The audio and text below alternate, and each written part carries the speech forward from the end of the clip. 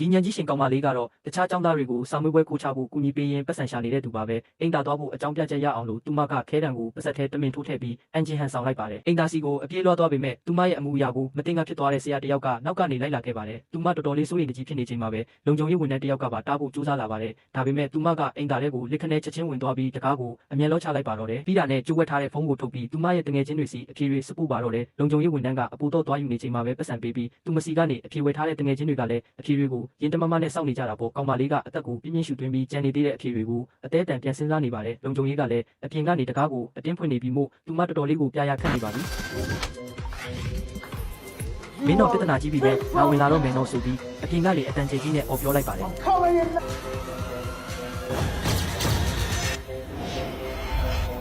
ကံကောင်းစွာနဲ့ပဲနောက်ဆုံးတော့အဖြေအလုံးကိုသူမမှတ်မိသွားပြီးတငယ်ချင်းတွေစီကိုအောင်မြင်စွာပို့ပေးလိုက်နိုင်ပါတယ်အဲ့ဒီအချိန်မှာပဲလုံခြုံရေးကတကားကိုဖွင့်ချလိုက်ပါတယ်ဒါပေမဲ့ကောင်မလေးရဲ့တရုပ်ဆောင်ချက်ကတော့အော်စကာဆုရှင်မင်းသမီးတစ်ပါးလိုပါပဲသူမကအင်ဂျီကိုကျွမ်းကျင်ပိုင်နိုင်စွာချွတ်ချလိုက်တဲ့အတွက်လုံခြုံရေးလည်းပြပြတလဲနဲ့ချက်ချင်းမျက်နှာလွှဲသွားရပါတော့တယ်